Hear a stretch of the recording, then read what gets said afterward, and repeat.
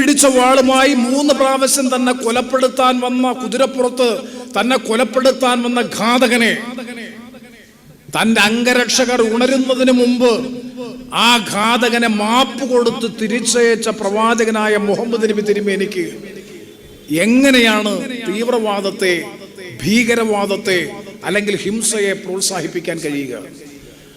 അതുകൊണ്ട് കാരുണ്യത്തിന്റെ, സ്നേഹത്തിന്റെ, സൗഹൃദത്തിന്റെ, സാഹോദര്യത്തിന്റെ, അതിനേക്കാൾ ഉപരിയായി ജാതിമത സാമുദായിക വിഭാഗീയതകൾക്കപ്പുറത്ത്, ഭേദങ്ങൾക്കപ്പുറത്ത് മാനവികതയുടെ മഹത് ദർശനം ലോകത്തുയർത്തിപ്പിടിച്ച, ധാർമ്മികതയുടെ മൂല്യങ്ങൾ ഉയർത്തിപ്പിടിച്ച, സത്യത്തിന്റെയും നീതിബോധത്തിന്റെയും ദർശനം ഉയർത്തിപ്പിടിച്ച മഹത്തരമായൊരു ജീവിതചര്യ ലോകത്തിന് പ്രദാനം ചെയ്യുകയും അത് സ്വജീവിതത്തിലൂടെ പ്രാവർത്തികമാക്കുകയും ചെയ്ത പ്രവാചകനായ മുഹമ്മദ് നബി തിരുമേനി ലോകം കണ്ട ഏറ്റവും മികവുറ്റ ഭരണാധികാരികളിൽ ഒരാളായിരുന്നു.